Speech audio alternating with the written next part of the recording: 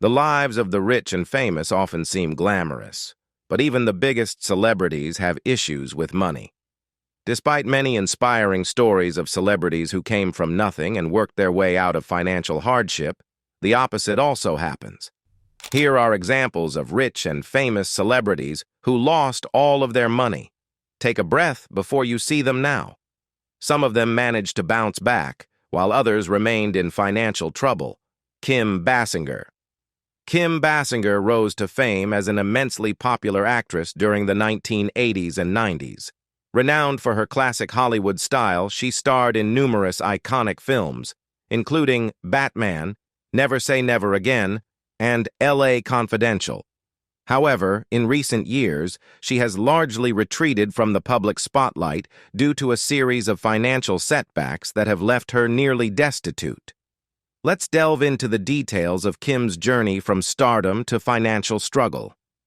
Kim Basinger, born in Athens, Georgia, in 1953, is not only a highly celebrated actress, but also a former fashion model. Her early interest in the arts, particularly music and ballet, was overshadowed by her striking beauty, catching the attention of scouts from the Ford modeling agency when she was just 16. Quickly rising to prominence, Basinger became one of the most sought-after models of the 1970s, collaborating with prestigious brands like Revlon and Bray. Despite her success in modeling, she discovered her true passion lay in acting and began pursuing it earnestly while still maintaining her career in modeling. Following her debut in the 1981 drama Hard Country, Basinger ventured into made-for-TV films, including a remake of From Here to Eternity.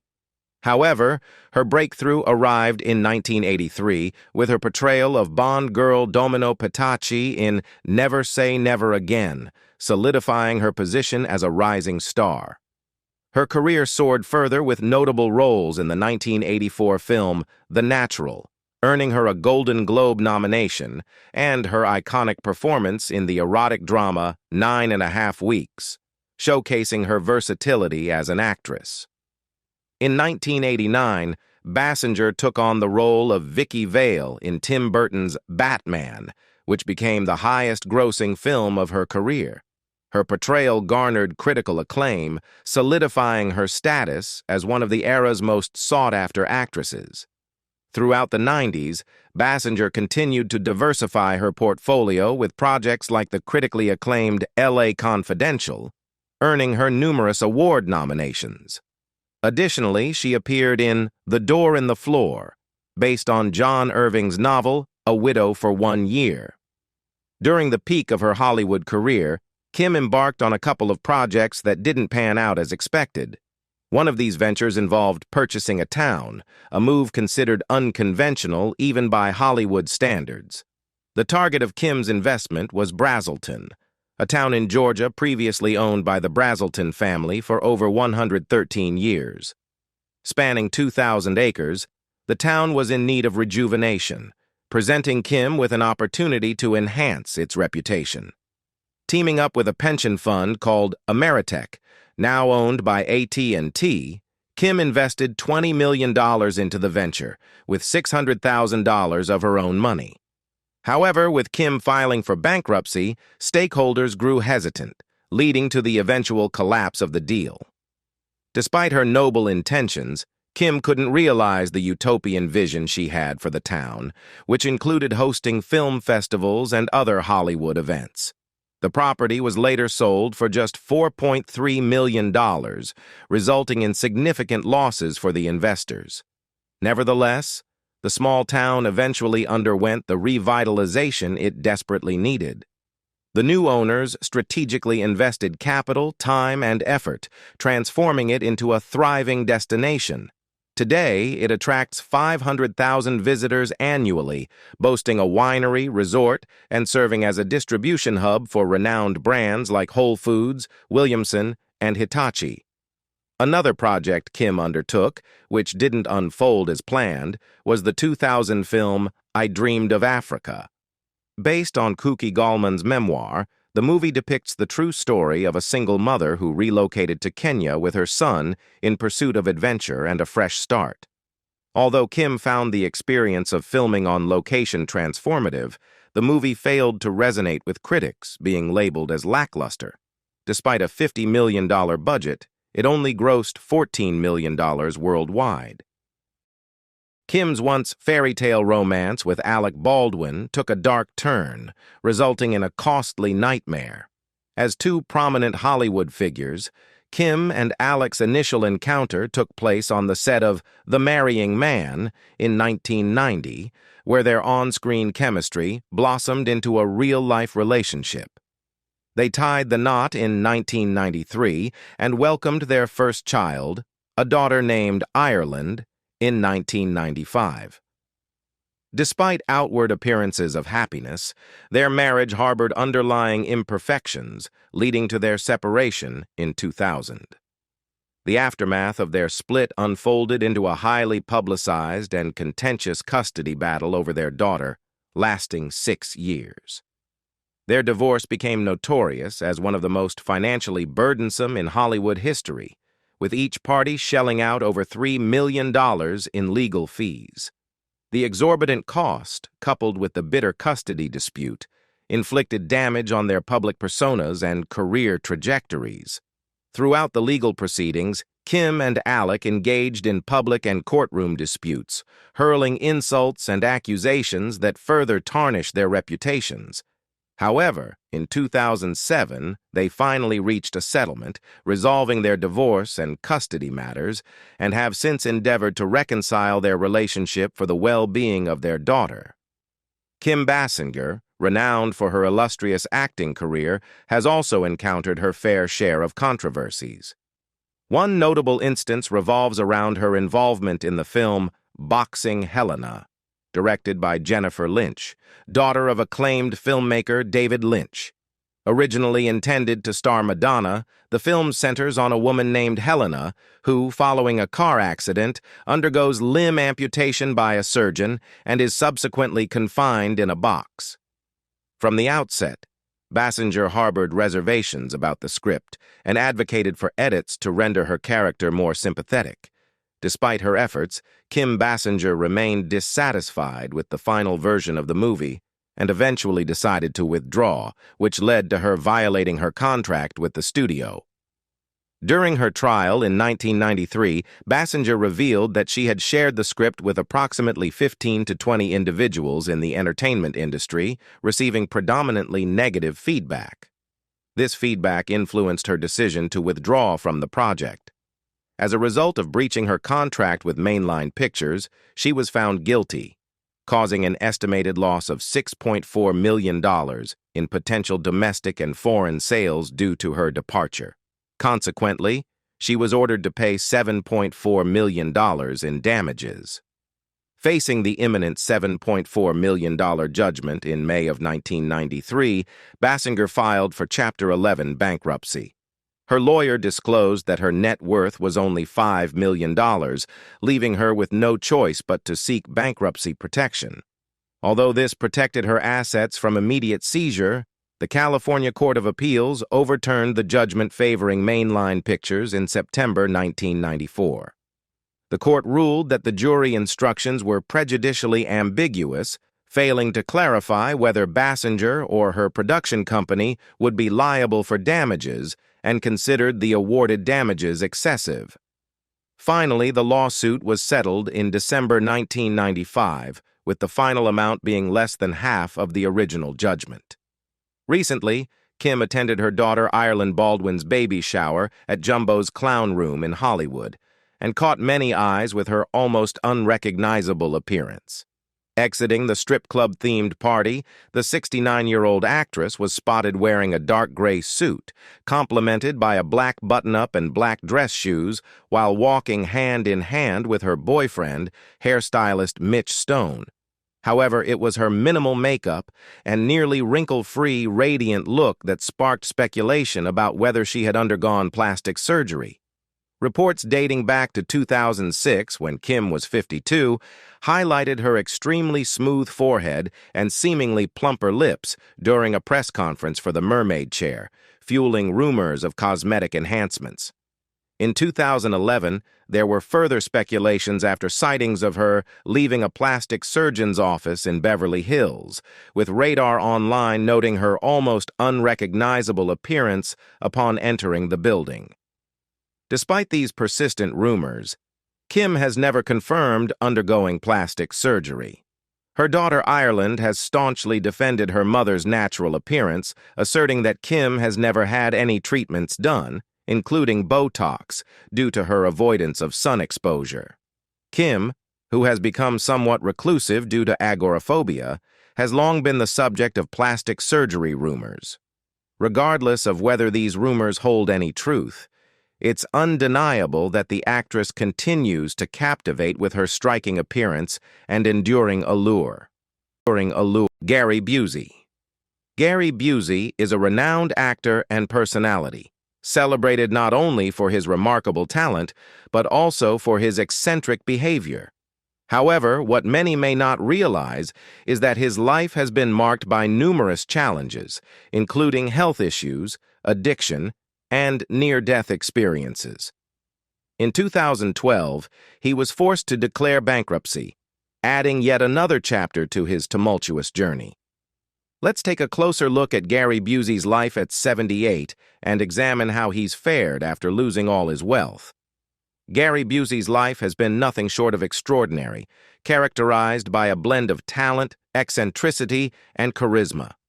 Often described as an enigmatic oddball, he has not only thrived in the entertainment industry, but has also captivated audiences with his unique persona. Yet, his unconventional approach to life has led him down tumultuous paths, resulting in both triumphs and tribulations. Gary, now 78, finds himself facing allegations of misconduct despite his age. In August 2022, he was charged with 3 counts of sex crimes in New Jersey. It's reported that during his attendance at Monster Mania Con in Cherry Hill, New Jersey a few weeks earlier, he allegedly groped at least 2 individuals. Although Gary resides in Malibu, he was charged in New Jersey and may have to face trial there. Multiple individuals have come forward, alleging that the actor engaged in inappropriate touching, prompting local law enforcement to bring forth several charges. Among these charges are 2 counts of 4th-degree criminal sexual contact and 1 count of attempted criminal sexual contact. Additionally, he faces a charge of harassment. Police received numerous accusations from various individuals following Busey's participation in the convention, which took place at a DoubleTree hotel. Such events typically offer fans the chance to meet their favorite actors and creators in person. However, it appears that some attendees had unpleasant encounters with Gary Busey. As the case is still pending, it remains to be seen whether it will proceed to trial or if it will be resolved outside of court. This isn't the first time Busey has found himself in a tough spot. Financial troubles have been a part of his life, as evidenced by his bankruptcy declaration in 2012. Reports revealed that he had assets totaling only $50,000, but was burdened with debts exceeding $500,000. Several factors contributed to his financial woes, including failed business endeavors, legal battles, and mounting medical expenses. In the early 2000s, Busey launched a production company that failed to turn a profit, adding to his financial strain. A legal dispute with a former business partner resulted in a hefty $1.5 million judgment against him. Additionally, his bankruptcy was linked to his health struggles. A severe motorcycle accident in 1988 left him with a traumatic brain injury, followed by a battle with cocaine addiction that required multiple stints in rehab. In 2010, he faced a cancer diagnosis, leading to substantial medical bills. Following the bankruptcy declaration, Busey had to sell off his assets, including his Malibu home, and adhere to a repayment plan for his debts. Public disclosure of his assets revealed that he owed approximately $500,000 to the IRS, while his monthly income was around $20,000. However, his monthly expenses surpassed $23,000, exacerbating his financial predicament. Interestingly, Busey's asset list included various Native American items, reflecting his embrace of Native American spirituality as part of his journey to recovery. These items ranged from an old bull's head to bows and arrows, reflecting his deep connection to this spiritual path. Additionally, he listed a collection of 300 VHS tapes and 200 cassette tapes, likely accumulated during the 80s and 90s, among other assorted possessions. As we mentioned earlier, Gary's life took a drastic turn when he was involved in a severe motorcycle accident in December of 1988.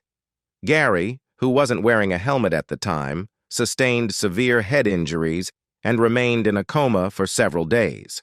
Despite undergoing multiple surgeries, the accident left him with lasting effects, including difficulties with speech and memory loss. However, Gary has since become a staunch advocate for helmet safety, emphasizing the importance of wearing helmets while riding motorcycles. The accident marked a pivotal moment in his life and career, profoundly impacting both him and his family. Following the accident, Gary underwent extensive rehabilitation to recover from his injuries and regain some of his cognitive abilities. Despite the daunting challenges, he remained resolute and dedicated himself to overcoming his limitations. The experience also prompted a spiritual awakening for Gary, leading him to adopt a new outlook on life. In interviews, he often attributes the accident to teaching him valuable life lessons and shaping him into a better individual.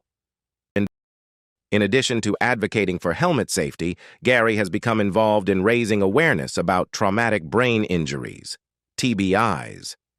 He has collaborated with various organizations to promote education and research on the subject, emphasizing the importance of early intervention and rehabilitation for TBI patients.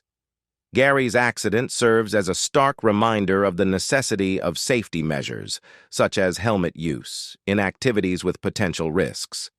It underscores the profound impact that TBIs can have on individuals and their families, highlighting the ongoing need for research and education in this field. Gary has faced his fair share of challenges, including grappling with addiction. In 1995, he found himself in trouble when he was arrested for drug possession following an accidental overdose at his Malibu residence. Recalling the incident, Gary mentioned waking up in the hospital with liquid pouring out of his eyes, mouth, and nose. Doctors discovered cocaine in his pocket, indicating a cocaine overdose. Although the experience was a tragic wake-up call, it prompted a significant transformation in Gary. Reflecting on the ordeal in an interview, Gary admitted to realizing the dangerous path he had been treading. He likened his addiction to a tight dance with the devil, acknowledging that he no longer wished to partake in such destructive behavior. He saw cocaine as a tool of Satan, stripping him of his freedom. Determined to break free from the grips of addiction, Gary made a solemn vow to resist its temptations. Despite his resolve, addiction continued to plague Gary's life. He has candidly shared his ongoing struggles with substances like cocaine and alcohol, admitting to years of denial even as his problems escalated. However, since his arrest, Gary has made concerted efforts to turn his life around. He has actively participated in rehabilitation programs, including Alcoholics Anonymous and Narcotics Anonymous, and has sought medical interventions to combat his addiction issues. In 2020, Gary made several courtroom appearances, but they were all part of his paid acting gigs. He starred in the show Pet Judge, where he portrayed a fictional judge overseeing cases involving household pets. As Judge Busey, Gary had to adjudicate various peculiar disputes, such as deciding whether a family cat should be buried in a mausoleum or given a Viking funeral. Another case involved a woman suing her insurance company because she believed her deceased husband had been reincarnated as their family dog and wanted the dog included in their policy. Gary's character offered his signature eccentric yet oddly comforting advice, making the show entertaining and quirky. Although only one season aired in 2020, it remains uncertain if more episodes will be produced. John Wayne. John Wayne was undeniably a Hollywood icon during the golden age of cinema. With his commanding presence and unforgettable performances, he dominated the silver screen. appearing in over 100 film and television productions. It's difficult to fathom that an actor of such stature at the pinnacle of his career would ever face financial struggles. However, surprisingly and sadly, John Wayne found himself on the brink of financial ruin at one stage. This wasn't early in his career, but rather after more than 25 years of success in the industry. Marion Michael Morrison, better known as John Wayne, cemented his place as an iconic figure in American cinema through his standout performances in films from Hollywood's golden age. When Western or war movies are mentioned, John Wayne is a name that immediately springs to mind. His illustrious career spanned from the silent era of the 1920s through the American New Wave, encompassing an impressive total of 179 film and television productions. Wayne consistently ranked among the top box office draws for 3 decades and shared the screen with numerous prominent Hollywood stars of his era. During the 1930s, Wayne appeared in a multitude of B-movies, predominantly westerns, though widespread recognition eluded him. However, his breakthrough arrived with John Ford's 1939 masterpiece Stagecoach, where Wayne starred alongside Claire Trevor and Andy Devine. This Western classic propelled Wayne to mainstream stardom. Collaborating with Ford on 14 productions over the years, Wayne forged a celebrated partnership unmatched in Hollywood history. He portrayed a diverse array of characters in Westerns, including a cattleman in Red River, a Civil War veteran in The Searchers, a troubled rancher in The Man Who Shot Liberty Valance, and a one-eyed marshal in True Grit, earning him an Academy Award for Best Actor. Wayne's final screen appearance came in the 1976 film The Shootist, where he depicted an aging gunfighter. Despite his battle with cancer, Wayne made a poignant last public appearance at the Academy Awards ceremony on April 9, 1979, before succumbing later that year to stomach cancer. In 1999, he was posthumously awarded the Presidential Medal of Freedom, the highest civilian honor in the United States. The American Film Institute bestowed upon John Wayne the title of one of the greatest male stars of classic American cinema. Although John Wayne remains one of the most iconic figures in Hollywood history, he faced significant financial setbacks due to poor investments, both by himself and his manager. In a candid interview in 1962, the Hollywood legend opened up about his financial struggles, revealing that despite 25 years in the industry, he found himself back at square one. He admitted that, contrary to popular belief, he hadn't achieved financial security. While emphasizing that his manager hadn't acted illegally, Wayne acknowledged their involvement in numerous unfortunate money-losing ventures. At the time of the interview, liquidating all his assets would barely cover his debts. One of his regrettable decisions was investing in himself as a film director. One of Wayne's passion projects was a film centered on the Battle of the Alamo. Being old-fashioned, Wayne was determined to back his vision with his own money. The Battle of the Alamo, which occurred from February 23 to March 6, 1836, stands as a defining moment in the Texas Revolution. After enduring a brutal 13-day siege, Mexican troops led by President General Antonio Lopez de Santa Anna successfully recaptured the Alamo Mission near San Antonio, Texas. Tragically, the majority of the Texans and Tejanos defending the fort were killed. Santa Anna's ruthless tactics during the battle fueled a desire for vengeance among Texans and Tejanos, culminating in their victory over the Mexican army at the Battle of San Jacinto on April 21, 1836, effectively ending the rebellion. Prior to this, Texan forces had expelled all Mexican troops from Mexican Texas, leaving around 100 Texans stationed at the Alamo. The Texan contingent saw a slight increase with the arrival of reinforcements led by eventual Alamo co-commanders James Bowie and William B. Travis. On February 23rd, approximately 1,500 Mexican soldiers marched into San Antonio as part of their campaign to reclaim Texas. John Wayne was captivated by the historical significance of the Alamo's last stand and spent more than a decade attempting to bring it to the silver screen. However, Hollywood studios repeatedly rejected the project, citing Wayne's lack of directorial experience. Eventually, United Artists agreed to let Wayne direct the film on the condition that he sign a 3-picture deal and also star in the movie.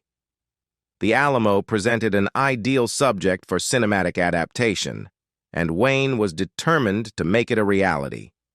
Investing a substantial $1.2 million of his own money into the film, along with contributions from several friends, Wayne embarked on what would become a daunting and fraught production. Not only was he tasked with directing a logistically complex and high-pressure film, but it also marked his debut as a director on a major production. As both director and star of the film, John Wayne encountered numerous challenges during production. The troubles began with a heavy rainstorm that inundated the set with 29 inches of rain, causing significant delays. Adding to the difficulties was the presence of wild rattlesnakes and scorpions on set. Initially intending to shoot the film inexpensively in Mexico, Wayne faced pressure from Texas businessmen to film in Texas or risk a boycott. Reluctantly, Wayne agreed, despite the additional costs involved. Throughout production, Wayne had to contend with the strict oversight of his mentor and director, John Ford. Further complications arose when the publicity office caught fire, destroying essential paperwork, and several crew members were killed in a car accident. Additionally, an outbreak of the flu among the cast affected 80% of the actors, while one actor sustained a foot injury from a cannon. However, the most dramatic incident occurred when an extra named Lean Etheridge was murdered by her boyfriend during filming, prompting a police investigation. Despite these challenges, Wayne persevered and managed to produce a classic film that continues to be celebrated today. Despite needing to earn $18 million to break even, the film exceeded expectations by grossing $20 million, providing a welcome relief from the production's tumultuous journey and Wayne's financial struggles. Willie Ames. Willie Ames is a familiar name to those who grew up in the 70s and 80s. Starting his acting career at just 11 years old, Ames quickly rose to fame with roles in popular TV shows like 8 is Enough and Charles in Charge. Despite his early success, Ames faced challenges, including struggles with addiction, but he ultimately found inspiration in his journey to recovery. Join us as Factsverse takes a look at Willie Ames at 62, reflecting on his life and career after facing financial hardships. Born on July 15, 1960 in California, Willie Ames displayed a passion for acting from a young age. He appeared in several beloved TV shows of the time, including Adam 12, The Wonderful World of Disney, and Gunsmoke. His talent was evident, leaving a lasting impression with roles in shows like Wait Till Your Father Gets Home and The Odd Couple. At the age of 15, Ames secured a significant role in The Swiss Family Robinson, portraying Fred Robinson in 20 episodes. However, it was his portrayal of Tommy Bradford in 8 is Enough that propelled him to stardom. Over 4 years, from 1977 to 1981, Ames captivated audiences in 111 episodes of the series. Expanding his repertoire, Ames ventured into the film industry in 1979 with his debut role as Kenny Stevens in Scavenger Hunt. He continued to impress with performances in movies like Paradise, where he portrayed David, and Zapped, where he played Peyton Nichols. Additionally, he showcased his versatility in films such as GMA2 and Cut and Run. After 8 is Enough, Ames stayed active in television throughout the 80s. He gained recognition for voicing Hank the Ranger in Dungeons and Dragons and made numerous guest appearances during this period. However, his standout role was as Buddy Lembeck in the beloved series Charles in Charge. Ames portrayed the character so convincingly that he remains well remembered for it today. He featured in 126 episodes of the show, which aired from 1984 to 1990. After Charles in Charge, he briefly hosted the game show The Krypton Factor. In the mid-90s, Ames tackled the lead role of Miles Peterson in the direct-to-video series Bible Man, running for 23 episodes from 1995 to 2003.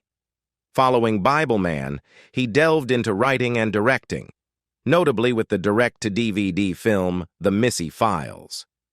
However, Ames eventually chose to step back from his career to prioritize family time. Consequently, he primarily appeared in direct-to-video productions between 1990 and 2003. Willie Ames made a brief comeback to television in 2005, appearing in the reality series Celebrity Fit Club for 8 episodes. He returned in 2008 for the show's spin-off, Celebrity Fit Club Boot Camp, which also aired for 8 episodes. Additionally, he lent his voice to narrate 13 episodes of Bug Time Adventures and made a guest appearance as himself in the first season of Macmillan River Adventures. Following this short stint on television, Ames took another hiatus from acting and pursued a completely different career path. He transitioned into becoming a 6-star cruise director and had the opportunity to travel to over 127 countries on various cruise ships. Although this career shift was a significant departure from his previous work, Ames thoroughly enjoyed the experience. He worked for Oceania Cruise Lines on 2 ships, Marina and MS Nautica, where he not only served as a director, but also showcased his singing talent twice a week. Later in his tenure as a cruise director, Ames continued his association with Regent 7 Seas, working on both the Mariner and Voyager vessels. Additionally, he underwent training to become a licensed financial advisor, demonstrating his passion for assisting others and his commitment to making a positive impact. Although Willie Ames achieved success in the entertainment industry, he faced his share of challenges associated with fame. In an interview, Ames openly discussed his battle with drug addiction, which escalated when he turned 18 and moved into his own apartment. He admitted to using drugs daily, which had detrimental effects on his finances, career, and overall well-being. However, Ames had a pivotal moment in 1984 after watching the film Wired, which depicted John Belushi's fatal drug overdose. This served as a wake-up call, prompting him to enroll in a 12-step program and seek support from religion. Meeting his second wife, Mio McCaslin, marked a significant turning point in Ames' life. He also revealed his experience of facing financial ruin after his acting career. Despite earning a substantial income of over $1 million annually, he found himself suddenly without a job, bank account, spouse, or child. Recognizing that he had hit rock bottom, he resorted to selling his property to make ends meet. In March 2009, he organized a garage sale at his Kansas home in an attempt to raise funds. Despite signing autographs for attendees and negotiating with potential buyers, the media portrayed the event as confirmation of his downfall. Furthermore, a production company recorded the sale of a television show. Shortly thereafter, Willie Ames found himself virtually homeless, resorting to sleeping in parking garages or the park when he couldn't find shelter with friends. Nevertheless, he remained resolute in his determination to rebuild his life after hitting rock bottom. Reflecting on the choices that led to his downfall, Ames acknowledged that his risky behavior not only caused financial troubles, but also jeopardized his marriage. For the first time in 25 years, he found himself alone, realizing his significant role in creating that situation. Ames embarked on a journey to identify what steps he needed to take to get back on track. He secured a job installing satellite systems, which gave him a renewed sense of purpose. As his income gradually met his financial obligations, he was able to secure an apartment and tend to his basic needs. Reading played a crucial role in his recovery, helping him regain self-esteem and providing the motivation to persevere. Amidst these challenges, rumors began to circulate about Willie Ames attempting suicide. However, Ames clarified that he chose to avoid reading any more negative publicity during that period of his life. While some of the rumors contained partial truths, he emphasized that certain details were not entirely accurate. He admitted to experiencing depression and consuming too high doses of antidepressants, but eventually stopped taking the medication, leading to withdrawal symptoms that took a toll on his mental health. To manage the urge to resume taking antidepressants, Ames employed various coping mechanisms. Despite his struggles, he found solace in drinking and often made poor decisions, though he vehemently denied attempting suicide. Returning to the film industry after a hiatus, Willie Ames made a triumphant comeback to the big screen in 2015. He decided to reinvigorate his career in acting and filmmaking, marking his return with a Hallmark movie titled Harvest Moon, where he portrayed the character William Stone.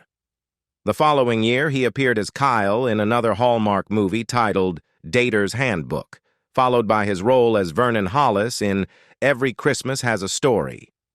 In 2016, he briefly portrayed Principal Reed in 2 episodes of Date My Dad.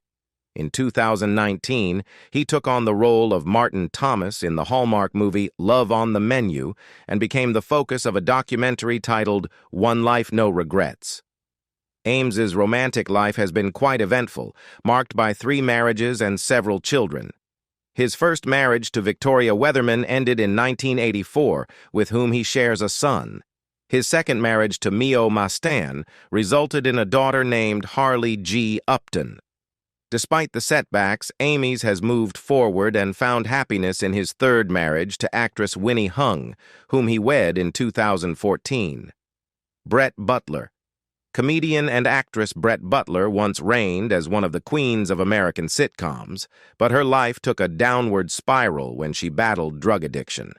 She took time off to focus on recovery, but unfortunately, her show's ratings plummeted, leading to its cancellation during its 5th season. However, Brett's struggles were far from over. Over the following years, she managed to squander $25 million, struggling to keep up with mortgage payments on her Georgia farm. In this video, we delve into the rise and fall of Brett Butler and explore how she eventually managed to turn her life around in Hollywood. Originally from Montgomery, Alabama, Brett Butler was born as Brett Anderson. She was the eldest of 5 daughters born to Roland Anderson Jr. and Carol Anderson. Despite her father's success as an oil executive, he struggled with alcoholism and was abusive. To provide a safer environment for her daughters, Carol moved them to Miami, where they faced financial difficulties. Butler has recounted stories of their poverty, including times when they had to scrape together meals or rely on Tootsie Rolls for dinner. Despite the challenges, Butler excelled academically and eventually gained admission to the University of Georgia. At the age of 20, she tied the knot with Charles Michael Wilson in 1978, but unfortunately the marriage turned abusive, prompting her to leave within a couple of years. Upon returning to Miami and moving back in with her mother, she ventured into stand-up comedy at local clubs. Gradually, she made a name for herself in the local stand-up scene before relocating to New York in 1984. There, she entered into another marriage with Ken Ziegler. It wasn't long before her outstanding comedy caught the attention of The Tonight Show with Johnny Carson's Bookers, leading to her debut on the show in 1987, where she impressed both Johnny and the audience. In the same year, she joined the writing staff of the variety series Dolly, led by Dolly Parton, but unfortunately the show was canceled after just 1 season.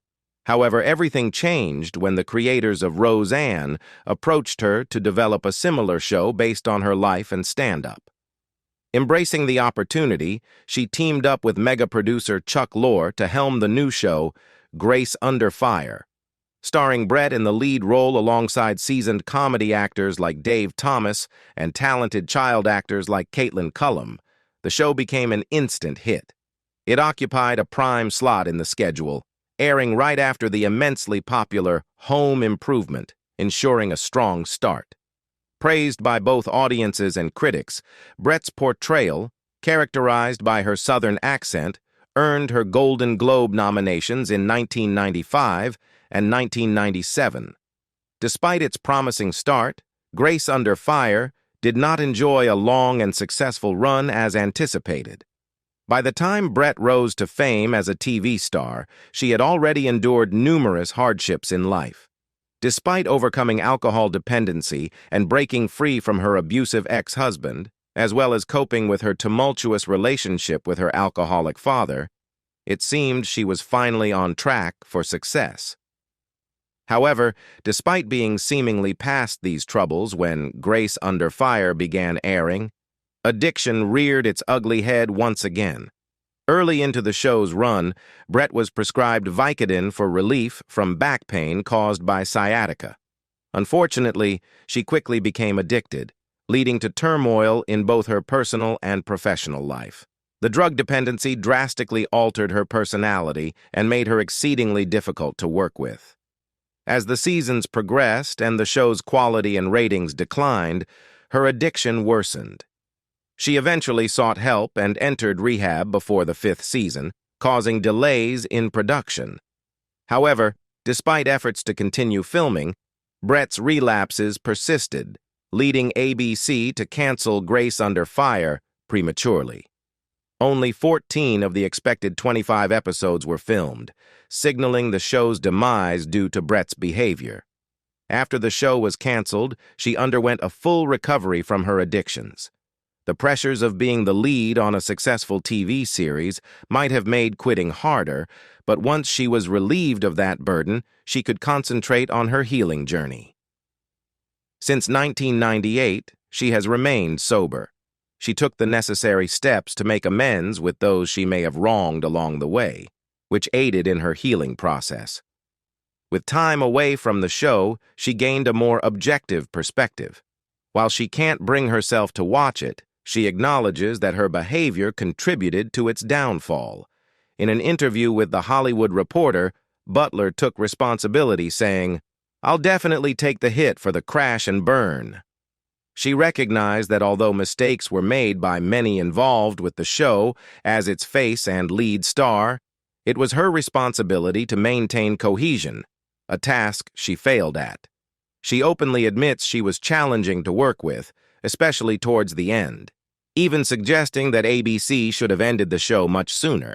During the height of Grace Under Fire, Brett Butler was pulling in $250,000 per episode. However, a mere decade later, she found herself penniless. Butler attributes her financial downfall to a combination of factors. She admits to overspending, being overly trusting of those around her, and experiencing theft by individuals she had placed her trust in. Additionally, she felt guilty about her wealth and gave away large sums of money, further depleting her finances. Eventually, she found herself struggling to make ends meet as the money dwindled away. Another obstacle Butler faced was difficulty in securing work. While she had promising prospects, post-Grace Under Fire, such as a daytime panel show and a remake of the detective series McCloud, these opportunities fell through. Eventually, she decided to relocate to Georgia, where her sisters resided, seeking solace away from the Hollywood spotlight. She purchased a farm and embraced a simpler lifestyle, caring for rescued animals. However, this venture ended in disappointment when an expected deal for Grace Under Fire DVDs fell through, forcing her to sell the farm. With hopes of reigniting her career, Butler returned to Hollywood. Despite rumors suggesting otherwise, she denies ever experiencing homelessness. According to her, claims of her being homeless were fabricated for ratings by a producer on Entertainment Tonight. Throughout her struggles, Butler maintained a roof over her head, determined to overcome her challenges and revive her acting career. Brett has expressed gratitude towards her friend Charlie Sheen, who advocated strongly for her to land a recurring role in anger management. Despite the network's reluctance, Charlie's support secured her the part, allowing her to resume earning income as an actress. However, even with these roles, the financial returns haven't been as substantial as expected. Despite appearing in 33 episodes of Anger Management, the earnings were only sufficient to cover her basic expenses and maintain an apartment in LA. Following Anger Management, Brett has continued to find work, including roles on The Walking Dead and The Morning Show. However, her progress was hindered by a severe bout of depression coinciding with the COVID-19 pandemic. Depression, a familial trait, resurfaced for Brett in her 50s, manifesting in agoraphobia and suicidal thoughts. Despite these challenges, she takes each day as it comes, occasionally landing roles as she navigates her battle with depression. Looking ahead, Brett considers a potential return to stand-up comedy as part of her comeback. While her career's highs and lows over the past 2 decades have deterred her from writing or performing jokes, she has recently begun jotting down comedic ideas in her notebook. With the prospect of a deadline for a special, Brett believes she could generate enough material to produce a successful performance. Susan Richardson. Susan Richardson, best known for her role in 8 is Enough, once enjoyed widespread fame as a popular TV actress. However, her life today presents a stark contrast to her former celebrity status. Now 71 years old, Susan leads a significantly different lifestyle, residing in a basic trailer and resorting to dumpster diving for sustenance. Join us as we delve into Susan Richardson's current circumstances.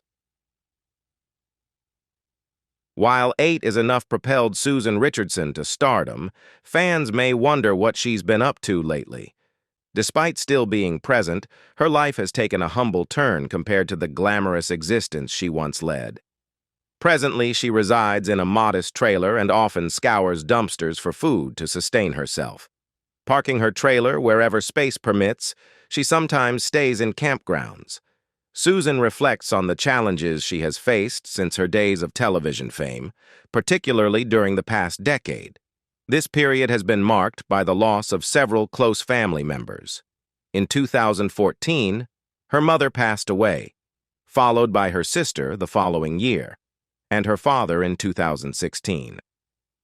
These consecutive losses, all attributed to the same cause, have deeply affected Susan. She grapples with achalasia, the disorder that claimed the lives of her mother, father, and sister, adding to her emotional turmoil.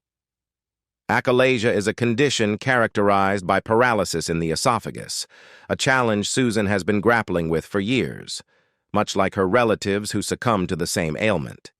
Susan herself has experienced 3 separate strokes due to this condition. Consequently, she has found it increasingly difficult to consume food, relying on a feeding tube for up to 16 hours a day to meet her nutritional needs. Despite the daunting nature of her condition and her unconventional lifestyle, Susan remains resilient and seeks joy in her daily activities. While her circumstances may pose significant challenges, Susan endeavors to make each day meaningful. Engaging in hobbies such as playing the piano and illustrating children's books brings her fulfillment. Additionally, Susan finds comfort in the support of her fans, who send her letters expressing well wishes and encouragement. Despite being told by doctors a decade ago that her time on Earth was limited, Susan defies the odds and continues to persevere. Her survival is regarded as a testament to resilience and hope. Despite her ongoing struggles, Susan cherishes each day and celebrates minor victories. Recently, she experienced the joy of becoming a grandmother, adding a new dimension of happiness to her life.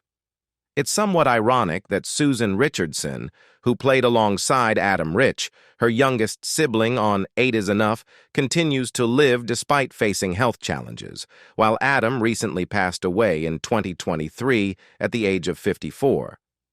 Adam, best known for his role as Nicholas Bradford on the show, led a tumultuous life, unlike Susan, whose struggles stem from a genetic disorder. Adam's troubles were often self-inflicted, unlike Susan's health issues. In 1991, he made headlines for smashing a pharmacy window to steal drugs, resulting in legal trouble. Interestingly, his former co-star Dick Van Patten bailed him out on that occasion. Despite this incident, Adam's behavior didn't change. In 2002, he faced another arrest, this time for driving under the influence. After this, he largely retreated from the public eye, with his last media appearance occurring in the following year. Don Johnson. Don Johnson is renowned for his charisma and intriguing characters on screen, but his real-life escapades have been just as wild. While he's enjoyed fame, it hasn't been without its pitfalls, leading to personal and financial challenges. However, he's managed to navigate through some of these financial hurdles, including once being caught with a staggering $8 billion. Don Johnson's life has been akin to a roller coaster ride. Born on December 15, 1949, in Flat Creek, Missouri, he has had a remarkable career spanning both film and television.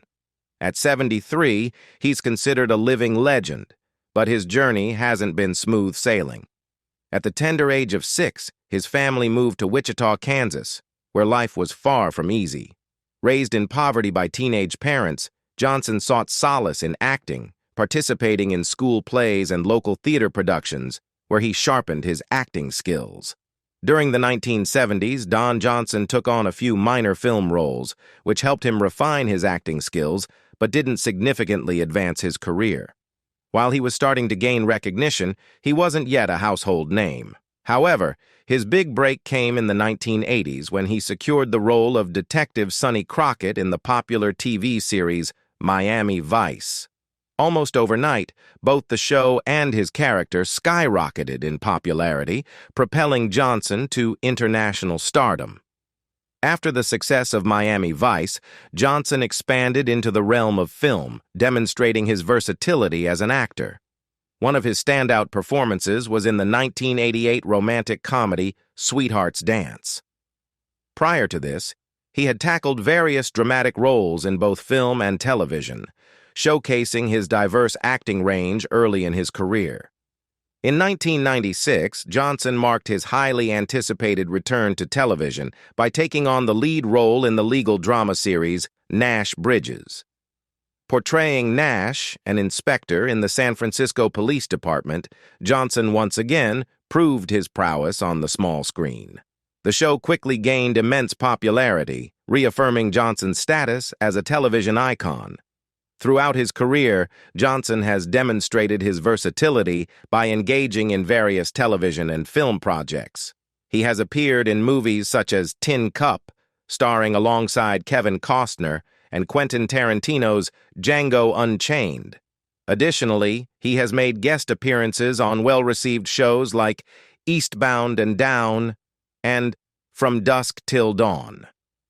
From his breakthrough role in Miami Vice to his memorable performances in films and subsequent TV series, Johnson has consistently captured the hearts of audiences with his talent and charisma.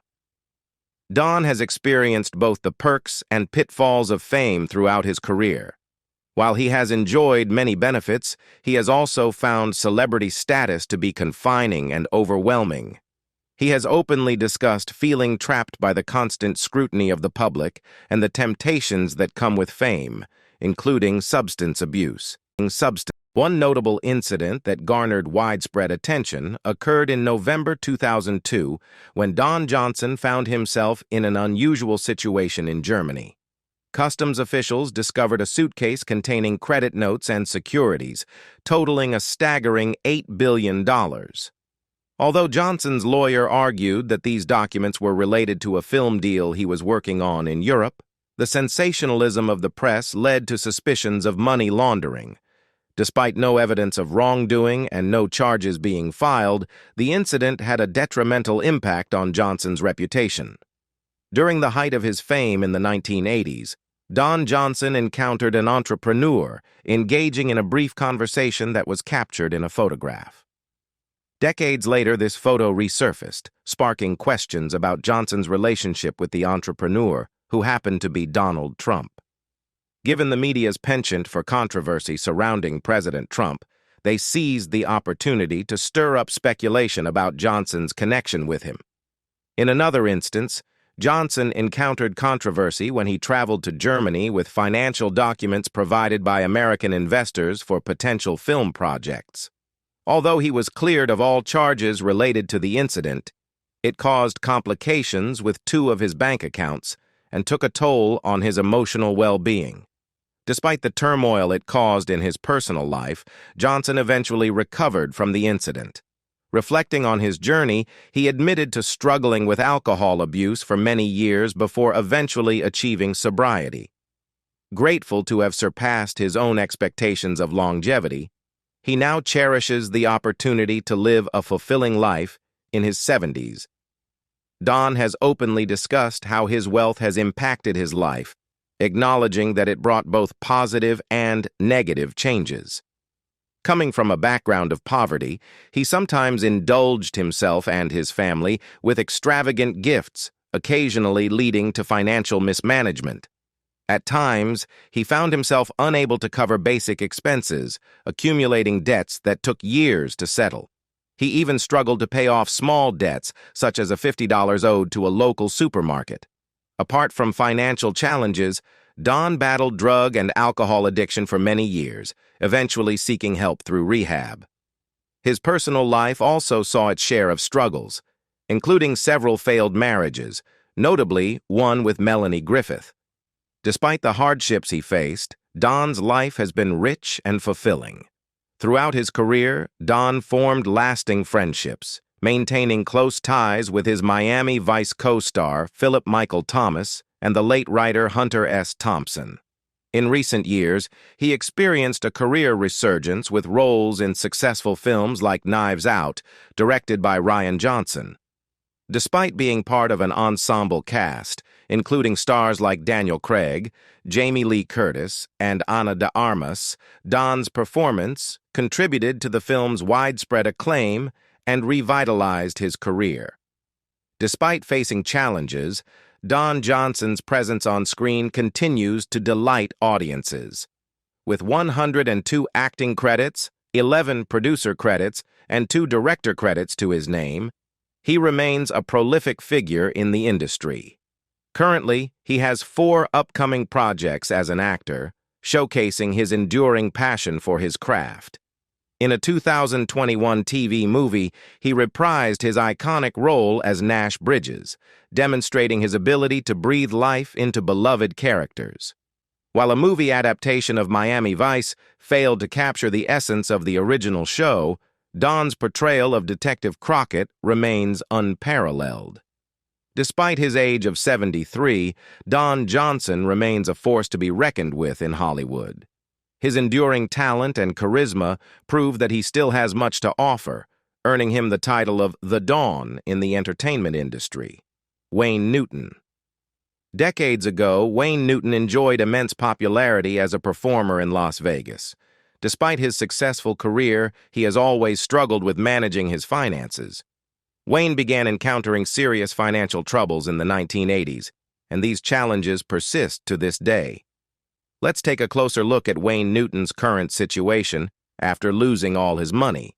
Legend has it that Wayne Newton started his professional singing career at the young age of 6. Throughout his adulthood, he achieved massive success as an artist, particularly during the 1960s. While Wayne is primarily known as a singer, he is also a talented multi-instrumentalist, proficient in playing the guitar, piano, and banjo. Some of his notable hits include Daddy Don't You Walk So Fast and Red Roses for a Blue Lady. Given his prominence in the entertainment industry, one might assume that Wayne is financially secure. However, the reality is quite different. The singer is currently facing financial hardship and is reportedly broke.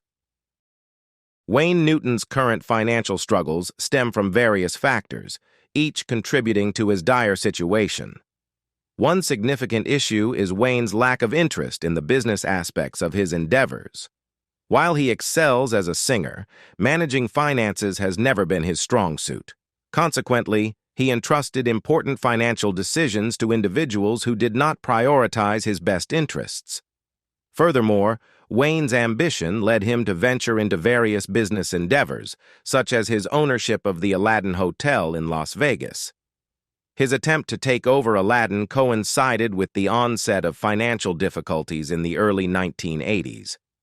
At that time, Wayne sought independence from working under an entertainment company owned by Howard Hughes. Despite Hughes treating him well, Wayne desired autonomy. Regrettably, he became entangled with organized crime figures to establish himself in Las Vegas, resulting in financial ties to the mob. The downfall of Wayne Newton's empire began with public revelations about his ties to the mafia. Initially dismissed as rumors, it soon became evident that there was truth to these claims, despite Wayne's attempts to sue NBC News for defamation. Although he initially won the lawsuit, subsequent appeals resulted in the nullification of his $19 million reward. With no evidence of malicious intent behind the rumors, Wayne lost out on the millions he had hoped to secure. As his financial woes mounted in the 1980s, owing money to the wrong people proved disastrous, ultimately leading to his bankruptcy by 1992. At the time of filing for bankruptcy, Wayne was burdened with debts totaling around $20 million to various creditors, including the IRS, which accused him of owing significant sums in taxes. In the late 1990s, Wayne partnered with fellow Las Vegas figure Tony Orlando to open a venue called the Talk of the Town. Despite its 2,100-seat capacity, attendance numbers fell short of expectations, with typically fewer than 1,000 people showing up. Struggling to cover the $2 million lease, Wayne and Tony soon realized their venture was not generating enough revenue to sustain itself. The business partnership between Wayne Newton and Tony Orlando took a nosedive when it was discovered that Wayne had installed recording devices in their shared private room. Tony's son stumbled upon these devices, leading to Tony severing ties with Wayne upon realizing he had been under surveillance. Consequently, Wayne took sole control of their venue, eventually renaming it the Wayne Newton Theater by the turn of the millennium. Entering the new millennium, Wayne faced escalating tax issues with the IRS, exacerbating his financial woes. In 2001, he embarked on a scheme with a company named CSD in hopes of alleviating his financial burdens. The plan involved converting his home into a museum and tourist attraction akin to Elvis Presley's Graceland. CSD invested approximately $70 million in the project, with $50 million earmarked for renovating Wayne's home and the remaining $20 million intended for Wayne himself. The envisioned tourist site would feature not only a museum, but also amenities such as a car wash and a dinner theater. Although there was an understanding that Wayne would eventually vacate the property, years passed without any indication of his departure. Meanwhile, his debts continued to mount. In 2005, the IRS filed a lawsuit against him due to his substantial unpaid taxes. 2 years later, Wayne Newton found himself making headlines for the wrong reasons after abandoning his private jet at Oakland International Airport. The aircraft required repairs that Wayne couldn't afford, leaving him with no choice but to leave it sitting there in disrepair. Eventually, he managed to gather the funds to have it dismantled and transported to his home, where it was reassembled in his backyard. In 2009, Wayne faced yet another financial setback when he was sued for failing to pay for several bales of hay. His poor financial decisions over the years not only impacted himself, but also the numerous animals he keeps on his property. Despite his apparent fondness for animals, his care for them has been lacking. Wayne tends to take on more animals than he can properly care for, resulting in neglectful conditions for the creatures. Alongside numerous horses, Wayne's property has housed monkeys, sloths, exotic birds, and various other species. Unfortunately, his financial struggles have made it difficult for him to provide adequate care for the animals he acquires. Wayne Newton continues to grapple with financial challenges even today. In 2010, he faced a lawsuit from a former friend who claimed Wayne had borrowed several $million. This led to Wayne having to sell his home, which posed a setback for the plans to turn it into a museum. Fortunately, CSD stepped in to help by taking over the property and allowing Wayne to continue living there temporarily. However, his financial troubles persisted, and although CSD eventually transformed Wayne Newton's home into a museum, tours ceased operating in 2018 for reasons that were not disclosed. In 2020, amid the onset of the COVID-19 pandemic, Wayne appeared in a television advertisement for Caesar's Palace. Once the city reopened following the period of social distancing, Wayne resumed his performances. This determination persisted despite sustaining a back injury in 2021 that raised doubts about his future on stage. Despite his financial woes, Wayne finds solace in his family. He has been married twice. His first marriage was to Elaine Okamura from 1968 to 1985, and in 1994 he married Kathleen McCrone, with whom he remains married. Wayne has a daughter from each of his marriages, Heidi Montag. This reality star rose to fame through her role as Lauren Conrad's best friend turned nemesis on the reality TV series The Hills, where her tumultuous relationship with co-star Spencer Pratt became a central storyline.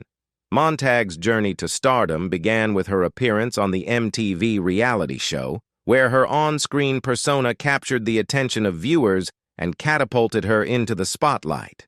Alongside Pratt, she became one of the most talked-about couples in the world of reality television. During her 4-year tenure on The Hills, Montag capitalized on her newfound fame, leveraging her platform to secure lucrative opportunities in the entertainment industry. Beyond her appearances on reality TV, she ventured into music with the release of her debut album, Superficial. Despite considerable hype surrounding the project, the album failed to resonate with audiences, selling fewer than 1,000 digital copies in its first week and peaking at number 41 on the Billboard Heatseekers chart. Despite this setback, Montag's ambition and determination remained undeterred. While her reality TV career brought considerable financial success, Montag's lavish spending habits began to take a toll on her net worth. Reports emerged of extravagant expenditures, including a staggering $1 million splurge on handbags and an additional $1 million on clothing. Despite her efforts to maintain a glamorous lifestyle, Montag's financial situation began to unravel. In recent years, Montag's net worth has seen a significant decline, with reports indicating a combined net worth of $300,000 for her and Pratt. This drastic shift underscores the challenges faced by reality TV stars as they navigate the complexities of fame and fortune. Despite the setbacks, Montag remains resilient, continuing to pursue opportunities in the entertainment industry while striving to rebuild her financial stability. MC Hammer. When delving into the realm of one-hit wonders, the name MC Hammer, born Stanley Kirk Burrell, inevitably takes center stage. Rising to fame as a pop-rap sensation, Hammer achieved unparalleled success with his chart-topping anthem, You Can't Touch This, a groundbreaking achievement that propelled him to stardom and earned him a permanent place in music history. Not content with just dominating the airwaves, he also left an indelible mark on fashion with his iconic Hammer pants, a trend that captivated audiences worldwide. The meteoric rise of You Can't Touch This translated into substantial financial gains for Hammer. During the pinnacle of his career in 1991, he reportedly amassed a staggering $33 million, solidifying his status as one of the highest-earning artists of his time. However, despite his immense wealth, Hammer's extravagant lifestyle soon took its toll on his finances. His penchant for luxury cars, investments in a record company, acquisitions of airplanes, and the construction of a lavish $30 million mansion from scratch significantly depleted his fortune. The sale of his palatial estate for less than a fraction of its original value underscored the extent of his financial mismanagement. In a dramatic turn of events, Hammer was forced to file for bankruptcy in 1996, marking a stark contrast to his earlier success. Despite his best efforts to regain financial stability, he found himself mired in debt, owing substantial sums in back taxes to the IRS for the next 2 decades. Even with his current estimated net worth of $2 million, The shadow of outstanding tax liabilities loomed large, with reports indicating a staggering $800,000 owed to the government as of December 2018, as per celebrity net worth. Mike Tyson. Mike Tyson's journey from the pinnacle of boxing glory to financial ruin is a tale wrought with highs and lows, showcasing the tumultuous nature of fame and fortune in the sports world. Initially catapulted into stardom as an American boxing icon, Tyson's meteoric rise to fame saw him achieve unparalleled success, even inspiring the creation of a Nintendo video game in his honor. However, beneath the glitz and glamour lay a series of missteps that would ultimately lead to his downfall. As the late 80s unfolded, Tyson's personal and legal troubles began to mount, casting a shadow over his once illustrious career. Amidst a highly publicized divorce and a noticeable decline in physical fitness, Tyson's superstar image began to fade. Matters took a turn for the worse when he was convicted of rape charges, resulting in a 3-year stint in federal prison as part of a 10-year sentence. Despite a brief resurgence upon his return to the boxing ring, Tyson's career suffered a severe blow when he infamously bit off a portion of opponent Evander Holyfield's ear during a highly publicized match in 1997. The incident tarnished his reputation irreparably, culminating in his filing for bankruptcy just 5 years later. In 2005, Tyson announced his retirement from boxing, marking the end of an era for the once feared heavyweight champion. Despite the setbacks and financial turmoil, Tyson has shown signs of resurgence in recent years. While his reported net worth of $3 million pales in comparison to his former wealth, Tyson has diversified his income through various media ventures. Notable among these is his starring role in Tyler Perry's A Madea Family Funeral and his involvement in the animated series Mike Tyson Mysteries, offering glimpses of redemption amidst the shadows of his past.